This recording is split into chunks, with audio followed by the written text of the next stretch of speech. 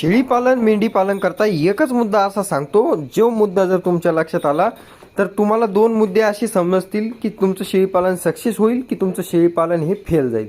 हे बघा, शेळीपालन मेंढीपालन फेल होण्याचे एकच कारण असतं, तुमच्या फार्मवरती किती भारी शेळ्या आहेत याला महत्त्व नाही. मी नेहमी सांगत असतो की तुमच्या फार्मवरती पिल्लं काय क्वालिटीचे आहेत आणि ते पिल्लं किती जगत आहे, त्यांची मॉर्टॅलिटी किती कमी आहे, किती प्रमाण त्याचं कमी आहे, त्यानुसार तुमचं शेळीपालन हे सक्सेस होईल का फेल होईल हे समजायचं असतं. हे बघा, तर मग हे कसं कळणार की सक्सेस होईल की फेल होईल? हे बघा, तुमच्या फार्मवरती जे पिल्लं आहेत ते जर जगले तर तुमचा नफा हा टिकून राहतो. आणि ते कसं लक्षात येईल तुमच्या की पिल्लं कशी आहेत काय आहे? तर हे बघा, तुमची नजर काम केली पाहिजे. सकाळ संध्याकाळ 1 मिनिटभर तरी प्रत्येक पिल्लाला द्यायचं आहे, त्याच्यावर नजर मारायची आहे. तुमच्या लक्षात आलं पाहिजे कोणतं पिल्लू बिमार आहे, कोणतं पिल्लू तंदुरुस्त आहे. आता हे बघा, इथं हे पिल्लं आहे ते बघा किती ॲक्टिव्हपणे मस्तपैकी अंगावर उड्या मारत आहे. पण एक पिल्लू तुम्हाला दिसत असेल एकदम गोंगारून उभा आहे, तर तुमच्या लक्षात आलं पाहिजे की या पिल्लाला काय झालंय नेमकं.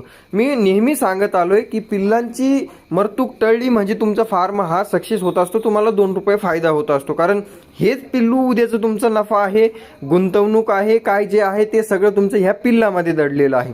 आता हे बघा, जर मी हे पिल्लं कितीही स्वस्त आणले पण याच्यातले 3-4 पिल्लामधलं जर एक मेलं तर हे पिल्लं मला किती महागात पडतात.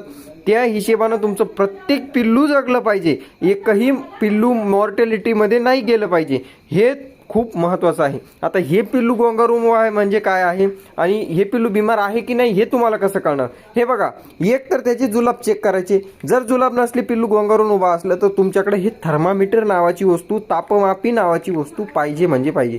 मी ह्या पिल्लाची ताप चेक केली मित्रांनो, तर याला 105.6 म्हणजे जवळपास 106 ताप आहे याला.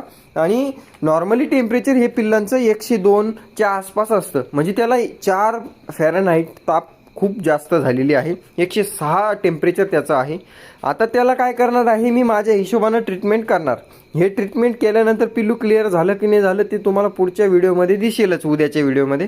पण ही काळजी ठेवा, तुमचं मेन शेळीपालन सक्सेस होईल नाही होईल ते तुमच्या नजरेवर काम करणार. 1 मिनिटात तुमचं शेळीपालन सक्सेस होते आणि 1 मिनिटात फेल जाते. फक्त नजर ठेवा. आता याला जर आज इलाज नसता झाला तर उद्याच्या दिवशी हे पिल्लू लगेच ठाय होऊन जातं. तर ही लक्ष देण्याची बाब आहे. धन्यवाद. पिल्लं कशी वाटले कमेंट करून नक्की सांगा. 4,000 रुपये नकानं आपण हे माडगॅळची कोकरं आणलेले आहेत आणि पहिले हे 10,500 जोडा आणला होता. धन्यवाद. आता वाढव विकतील नाही विकतील ते पुढचं आपलं नशीब, पण शौक म्हणून आपण हे पाळायला आणलेत. धन्यवाद.